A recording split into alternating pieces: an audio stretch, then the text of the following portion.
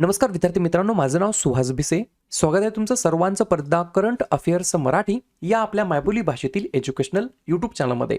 विद्यार्थी मित्रांनो, आज आहे 24 डिसेंबर 2025. आजच्या दिवसाचे जेवढेही चालू घडामोडीचे महत्त्वाचे टॉप प्रश्न बनत असतील ते सर्व प्रश्न आपण या व्हिडिओच्या माध्यमातून पाहणार आहोत. तरी सर्वप्रथम आपण जर नवीन असाल, पहिल्यांदा या चॅनलवरील व्हिडिओ पाहत असाल तर चॅनलला या ठिकाणी अवश्य सबस्क्राईब सुद्धा करून घेऊ शकता.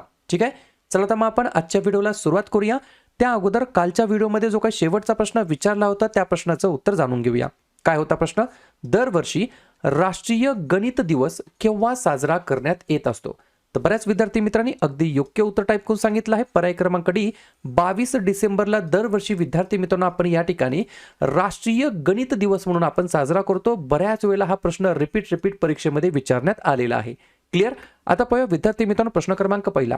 टोटल संपूर्ण व्हिडिओमध्ये 12 प्रश्न असतील. सुरुवातीपासून शेवटपर्यंत व्हिडिओ प्रामाणिकपणे पाहण्याचा प्रयत्न करा. एक एक प्रश्न महत्त्वाचा आहे, तुम्ही कोणत्याही परीक्षेची तयारी करा. प्रश्न क्रमांक पहिला काय आहे? GRAM राम जी हे जे काही विधेयक आहे या विधेयकाला राष्ट्रपतींची नुकतीच मंजुरी मिळालेली आहे. तर हे विधेयक कोणाच्या द्वारे सादर करण्यात आलेलं होतं किंवा कोणाद्वारे मांडण्यात आलेलं होतं? प्रश्न क्रमांक पहिल्याचं योग्य उत्तर आहे पर्याय क्रमांक डी, तर शिवराज सिंग चौहान हे या प्रश्नाचं योग्य उत्तर असणार आहे. ठीक आहे, या प्रश्नाबद्दल काही 4-5 पॉईंट्स आहेत जे की परीक्षेच्या दृष्टिकोनातून अत्यंत महत्त्वाचे आहेत. सर्वात पहिल्यांदा VBG रामजी याचा फुल फॉर्म काय आहे? तर लिहून घ्या.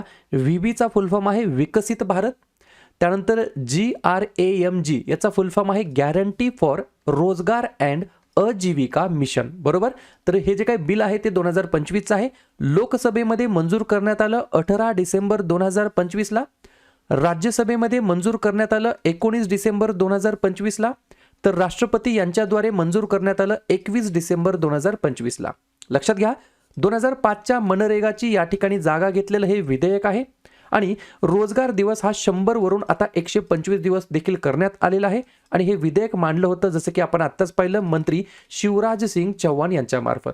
ठीक आहे, पुढचा प्रश्न, प्रश्न क्रमांक दुसरा. क्वाड QUAD हा जो काही क्वाड ग्रुप आहे या क्वाड ग्रुप देशांचा प्रथम संयुक्त लॉजिस्टिक सराव कोणत्या ठिकाणी आयोजित करण्यात आलेला आहे? 2 नंबरच्या प्रश्नाचं योग्य उत्तर आहे पर्याय क्रमांक सी, USA. अमेरिका या ठिकाणी विद्यार्थी मित्रांनो जे काही क्वाड देशांचा प्रथमच संयुक्त लॉजिस्टिक सराव या ठिकाणी आयोजित करण्यात आलेला होता. याच्याबद्दल काही 4-5 पॉईंट्स आहेत ते लिहून घ्या. जसं की कोणत्या ठिकाणी आयोजित करण्यात आला? अमेरिकामध्ये. कोण कोण याच्यामध्ये सहभागी होतं? तर आपला प्यारा भारत देश, अमेरिका, जपान आणि ऑस्ट्रेलिया. बरोबर. याच्या मागचा उद्देश काय? तर नैसर्गिक आपत्तींमध्ये जलद आणि प्रभावी मानवी मदत पोहोचवणे हा याच्या मागचा उद्देश आहे. क्वाडचा हा पहिलाच प्रत्यक्ष मैदानी लॉजिस्टिक सराव आहे, त्याच्यामुळे प्रश्न विचारला जाऊ शकतो. क्वाड QUAD याचा फुल फॉर्म काय? तर लिहून घ्या. Quadrilateral security dialogue. बरोबर, ज्याच्यामध्ये भारत, अमेरिका, जपान आणि ऑस्ट्रेलिया या 4 लोकशाही देशांचा अनौपचारिक गट आहे. बरोबर, ज्याची स्थापना 2004 मध्ये करण्यात आलेली होती. या सगळ्या गोष्टी तुम्हाला लक्षात ठेवायच्या आहेत. ठीक आहे, या ठिकाणी आपली जी काही इयर बुक आहे ती या ठिकाणी 1/1/2026 म्हणजेच 1 जानेवारी 2026ला या ठिकाणी लॉन्च होणार आहे. अवघे या ठिकाणी फक्त 5-6 दिवस राहिलेले आहेत. मला विद्यार्थी म्हणत आहेत की सर तुमच्या इयरबुकचा एकदा इंडेक्स दाखवा. तर पहा, हा इंडेक्स आहे. या इंडेक्समध्ये तुम्हाला काय बघायला मिळणार आहे? हे जे काही सुरुवातीचे 12 महिने आहेत, कुठून? जानेवारी पासून डिसेंबर पर्यंत, या सगळ्या 12 महिन्याचे प्रत्येकी सेपरेट 150 चालू घडामोडीचे प्रश्न मिळतील तुम्हाला प्रत्येक महिन्याचे. त्याच्यानंतर प्रत्येक परीक्षेसाठी काही महत्त्वाचे मुद्दे असतात, जसं की मंत्रिमंडळ, नियुक्त्या, योजना, पुरस्कार, क्रीडा स्पर्धा, युद्ध सराव, त्यानंतर परिषदा, प्रथम घटना, प्रथम महिला, AI वरील प्रश्न, निर्देशांक, पुस्तक आणि लेखक, महत्त्वाचे दिवस आणि त्यांचे विषय. हा सगळा कंटेंट तुम्हाला या ठिकाणी मिळणार आहे एकाच इयरबुकच्या अंतर्गत. तुम्हाला या इयरबुकची PDF देखील या ठिकाणी मिळणार आहे, ज्याची तुम्ही बॅक टू बॅक झेरॉक्स काढू शकता. या ठिकाणी पेमेंट कसं करायचं आहे? तर या ठिकाणी तुम्ही व्हिडिओ पॉज करा. हा QR कोड आहे. या QR कोडला या ठिकाणी 99 रुपयाचं पेमेंट करा आणि जो काही पेमेंटचा स्क्रीनशॉट आहे तो या माझ्या व्हॉट्सअप नंबरला पाठवा. 96 730 58 600. बरोबर, तुम्ही स्क्रीनशॉट पाठवल्यानंतर मी तुम्हाला व्हॉट्सअप ग्रुपला ऍड करतो आणि 1 जानेवारी 2026ला या ठिकाणी ऍप्लिकेशनमध्ये तसेच व्हॉट्सअप ग्रुपला PDF दिली जाईल, ज्याची तुम्ही बॅक टू बॅक झेरॉक्स काढू शकता. ठीक आहे. पुढचा प्रश्न क्रमांक 3. दरवर्षी राष्ट्रीय ग्राहक हक्क दिवस केव्हा साजरा करण्यात येत असतो? 3 नंबरच्या प्रश्नाचं योग्य उत्तर आहे पर्याय क्रमांक बी. दरवर्षी 24 डिसेंबरला आपण या ठिकाणी राष्ट्रीय ग्राहक हक्क दिवस म्हणून आपण साजरा करतो. एक पॉइंट लिहून घ्या. हा दिवस ग्राहकांना त्यांच्या हक्काबाबत सुरक्षितता, माहिती, निवड, ऐकणे, निवारण आणि शिक्षण जागरूक करण्यासाठी साजरा केला जातो. तर जागतिक ग्राहक हक्क दिवस हा 15 मार्चला असतो. कन्फ्युजन होणारी गोष्ट आहे. राष्ट्रीय ग्राहक हक्क दिवस आहे 24 डिसेंबरला आणि जागतिक ग्राहक हक्क दिवस आहे 15 मार्चला. ठीक आहे. प्रश्न आहे महत्त्वाच्या दिवसाबद्दल. तर लगेच काय करूया, डिसेंबर महिन्यातील जेवढेही महत्त्वाचे दिवस असतील त्याच्यावरती आपण एकदा चर्चा करूया. लिहून घ्या.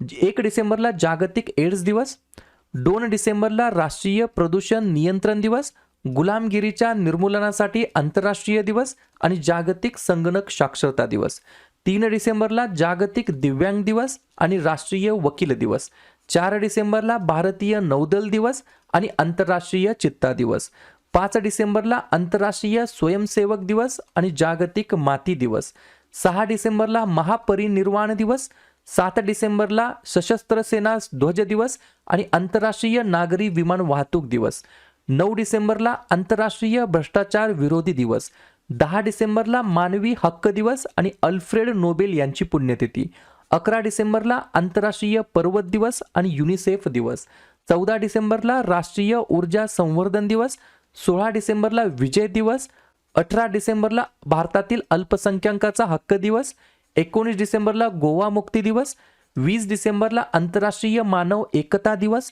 22 डिसेंबरला राष्ट्रीय गणित दिवस, 23 डिसेंबरला किसान दिवस, 24 डिसेंबरला राष्ट्रीय ग्राहक हक्क दिवस आणि 25 डिसेंबरला भारतामध्ये सुशासन दिवस म्हणून आपण साजरा करतो. क्लिअर? पुढचा प्रश्न क्रमांक 4. मेरियम वेबस्टर ने 2025 या वर्षासाठी वर्षातील सर्वोत्तम शब्द म्हणून कोणत्या शब्दाला घोषित केलेला आहे? अत्यंत महत्त्वाचा प्रश्न आहे. 4थ्या नंबरच्या प्रश्नाचं योग्य उत्तर आहे पर्याय क्रमांक ए. स्लोप, SLOP या शब्दाला या ठिकाणी वर्ड ऑफ द इयर म्हणून घोषित केलं आहे. कोणी? तर मेरियम वेबस्टरने. ठीक आहे. अशाच प्रकारे बाकीच्या वेगवेगळ्या संस्था असतात जे काय करतात, वर्ड ऑफ द इयर बरोबर का नाही असं घोषित करत असतात. जसं की ऑक्सफर्डने काय केलं आहे, रेग बेट या शब्दाला वर्ड ऑफ द इयर म्हणून घोषित केलं आहे. Dictionary.com ने काय केलं आहे, 67 या शब्दाला वर्ड ऑफ द इयर म्हणून घोषित केलं आहे. कॉलिन्सने काय केलं आहे, वाइब कोडिन या शब्दाला या ठिकाणी वर्ड ऑफ द इयर म्हणून घोषित केलं आहे. आणि आपण आताच पाहिलं मेरियम वेबस्टरने काय केलं आहे, तर स्लोप, SLOP स्लोप या शब्दाला वर्ड ऑफ द इयर वर्षातील सर्वोत्तम शब्द म्हणून घोषित केलेला आहे. ही स्लाइड अत्यंत महत्त्वाची आहे. पुढचा प्रश्न क्रमांक 5. कोणत्या अंतराळ संस्थेने रिस्पॉन्ड बास्केट 2025 प्रकाशित केलेला आहे? 5व्या नंबरच्या प्रश्नाचं योग्य उत्तर आहे पर्याय क्रमांक सी. इस्रो हे या प्रश्नाचं योग्य उत्तर असणार आहे. तर इस्रोने या ठिकाणी काय केलं आहे, रिस्पॉन्ड बास्केट 2025 या ठिकाणी प्रकाशित केलं आहे. हे काय आहे याच्याबद्दल माहिती लिहून घ्या. हे इस्रोच्या आगामी मोहिमांशी आणि राष्ट्रीय प्राधान्यांशी संबंधित क्षेत्रावरती लक्ष केंद्रित करतं. रिस्पॉन्ड बास्केट 2025 भारतीय अंतरिक्ष स्टेशन, चंद्रयान 4, गगनयान मोहिमा, व्हीनस ऑर्बिटर आणि मानवी चंद्रावर उतरणे यासारख्या प्रकल्पाला समर्थन देते. या उपक्रमाचा उद्देश इस्रो आणि शैक्षणिक संस्थांमधील सहकार्य मजबूत करणे आणि भारताच्या अंतराळ महत्त्वाकांक्षी सुसंगत संशोधनाला चालना देणे हा याच्या मागचा उद्देश आहे. ठीक आहे. कोणी सुरू केला आहे रिस्पॉन्ड बास्केट? तर इस्रोने. तर इस्रो बद्दल इसरून जायचं नाही. लिहून घ्या. इस्रोचा फुल फॉर्म आहे इंडियन स्पेस रिसर्च ऑर्गनायझेशन. मराठीमध्ये म्हणता येईल भारतीय अंतराळ संशोधन संस्था. स्थापना झाली 15 ऑगस्ट 1969ला. संस्थापक होते विक्रम साराभाई. अध्यक्ष आहेत व्ही नारायणन आणि मुख्यालय आहे बेंगलोर या ठिकाणी. पुढचा प्रश्न क्रमांक 6. डिसेंबर 2025 मध्ये भारत आणि ओमान यांच्यामध्ये कोणत्या प्रकारचा व्यापार करार झालेला आहे? 6व्या नंबरच्या प्रश्नाचं योग्य उत्तर आहे पर्याय क्रमांक सी. CEPA हा जो काही व्यापार करार आहे तो या ठिकाणी झालेला आहे. लक्षात घ्या. CEPA फुल फॉर्म काय, कॉम्प्रेहेन्सिव्ह इकॉनॉमिक पार्टनरशिप ॲग्रीमेंट. मराठीमध्ये म्हणता येईल व्यापक आर्थिक भागीदारी करार. हा ओमानचा 2 दशकातील पहिला मुक्त व्यापार करार आहे जो कापड, ऑटोमोबाईल, अक्षय ऊर्जा यासारख्या क्षेत्रामध्ये महत्त्वपूर्ण व्यापार संधी उघडतो. हा करार ऊर्जा संक्रमण, पायाभूत सुविधा, अन्न सुरक्षा आणि स्टार्टअप इकोसिस्टममध्ये सहकार्य वाढवेल आणि ज्यामुळे द्विपक्षीय आर्थिक संबंध अधिक मजबूत होण्यासाठी मदत होईल. ठीक आहे, तर CPA हा या ठिकाणी करार झालेला आहे. पुढचा प्रश्न क्रमांक 3 नाही, पुढचा प्रश्न 7व्या नंबरचा प्रश्न आहे. काय आहे? IUCN मध्ये सामील होणारा 90व्या क्रमांकाचा देश कोणता ठरलेला आहे? तर 7व्या नंबरच्या प्रश्नाचं योग्य उत्तर आहे या ठिकाणी पर्याय क्रमांक B, तुवालू नावाचा देश या ठिकाणी 90व्या क्रमांकाचा सदस्य देश ठरलेला आहे. कशाचा? IUCN. तुम्ही म्हणताल IUCN म्हणजे काय? तर लिहून घ्या, international union for conservation of nature, ज्याची स्थापना 5 ऑक्टोबर 1948 ला झाली. IUCNचा नवीन सदस्य देश बनलेला आहे तुवालू. आंतरराष्ट्रीय निसर्ग संवर्धन संघ असं मराठीमध्ये म्हणता येईल. मुख्यालय आहे ग्लँड, स्वित्झर्लंड या ठिकाणी. महासंचालक आहेत ग्रेथेल अगुलर आणि 1969 मध्ये भारत या ठिकाणी IUCNचा या ठिकाणी सदस्य देश बनलेला आहे. या देखील गोष्टी तुम्हाला लक्षात ठेवायच्या आहेत. ठीक आहे, पुढचा प्रश्न क्रमांक 8वा, बोंडी बीच हल्ल्यानंतर कोणत्या देशाने बंदुका परत खरेदी योजना या ठिकाणी जाहीर केलेली आहे? तर पर्याय क्रमांक A फॉर ऑस्ट्रेलिया हे या प्रश्नाचं योग्य उत्तर असणार आहे. तर बोंडी बीच हल्ल्यानंतर ऑस्ट्रेलिया देशाने बंदुका परत खरेदी योजना या ठिकाणी जाहीर केलेली आहे. ऑस्ट्रेलिया. पंतप्रधान आहेत अँथोनी अल्बानीज. राजधानी आहे कॅनबेरा. चलन वापरलं जातं ऑस्ट्रेलियन डॉलर. पुढचा प्रश्न क्रमांक 9वा, बनावट नोटांपासून सुरक्षा वाढविण्यासाठी अलीकडेच कोणत्या देशाने पहिली पॉलिमर बँक नोट बाजारामध्ये आणलेली आहे? 9व्या प्रश्नाचं योग्य उत्तर आहे पर्याय क्रमांक D, ओमन हे या प्रश्नाचं योग्य उत्तर असणार आहे. तर ओमन देशाने काय केलेलं आहे? पहिली पॉलिमर बँक नोट बाजारामध्ये आणली आहे. उद्देश काय? तर बनावट नोटांपासून सुरक्षा वाढवण्यासाठी. पुढचा प्रश्न, टेस्लाने गुरुग्राम मधील कोणत्या ठिकाणी भारतातील पहिलं इलेक्ट्रिक वाहन चार्जिंग स्टेशनचं उद्घाटन केलेलं आहे? तर पर्याय क्रमांक C, DLF हॉरिझॉन सेंटर या ठिकाणी टेस्लाने गुरुग्राम मधील भारतातील पहिलं इलेक्ट्रिक वाहन चार्जिंग स्टेशनचं उद्घाटन केलेलं आहे. या उपक्रमाचे उद्दिष्ट भारतातील EV पायाभूत सुविधा मजबूत करणे आणि स्वच्छ वाहतूक आणि शाश्वत विकासाच्या उद्दिष्टांना पाठिंबा देणे एवढ्या उद्देशाने या ठिकाणी या पहिल्या इलेक्ट्रिक वाहन चार्जिंग स्टेशनचं उद्घाटन करण्यात आलं आहे टेस्लाने गुरुग्राम मधील या ठिकाणी. पुढचा प्रश्न, ब्ल्यू ओरिजिनच्या NS-37 मोहिमेमध्ये अंतराळामध्ये जाणारा पहिला व्हीलचेअर वापरणारा कोण बनलेला आहे व्यक्ती? तर पर्याय क्रमांक B, मिची बेन्थॉस असं त्यांचं नाव आहे. युरोपियन स्पेस एजन्सी मधील एरोस्पेस अभियंता आहे. काय आहे? अभियंता आहे, अभिनेता नाही. अभियंता आहे. ब्ल्यू ओरिजिनच्या NS-37 मोहिमेमध्ये अंतराळामध्ये जाणारा पहिला व्हीलचेअर पर्सन या ठिकाणी ठरलेले आहेत. मिची बेन्थॉस असं त्यांचं नाव आहे.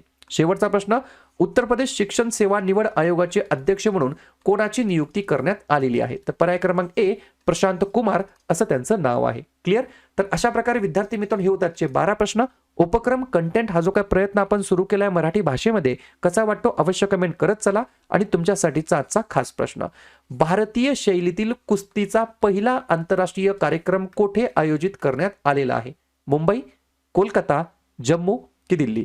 तर ज्या पण विद्यार्थ्यांनी या प्रश्नाचं योग्य उत्तर येत असेल त्या प्रश्नाचं उत्तर तुम्ही कमेंट बॉक्समध्ये टाईप करण्याचा प्रयत्न करा. प्रश्नाचं उत्तर चुकू द्या, बरोबर येऊ द्या, काहीच हरकत नाही. ट्राय करणं, प्रयत्न करणं सर्वात जास्त महत्त्वाचं आहे. आणि दुसऱ्या दिवशी येऊन आपण दिलेल्या प्रश्नाचं उत्तर हे बरोबर आले की चुकलं, दुसऱ्या दिवशी येऊन नेहमी चेक करणं, अभ्यासामध्ये कन्सिस्टन्सी मेंटेन ठेवणं हे सगळ्यात जास्त महत्त्वाचं ठरणार आहे. तर या ठिकाणी तुम्ही व्हिडिओ पॉज करा. हा QR कोड आहे. या QR कोडला या ठिकाणी 99 रुपयाचं पेमेंट करा आणि जो काही पेमेंटचा स्क्रीनशॉट आहे तो या माझ्या व्हॉट्सअप नंबरला पाठवा. 96 730 58 600. बरोबर? तुम्ही स्क्रीनशॉट पाठवल्यानंतर मी तुम्हाला व्हॉट्सअप ग्रुपला ऍड करतो आणि 1 जानेवारी 2026 ला या ठिकाणी ऍप्लिकेशनमध्ये तसेच व्हॉट्सअप ग्रुपला PDF दिली जाईल ज्याची तुम्ही बॅक टू बॅक झेरॉक्स काढू शकता. ठीक आहे?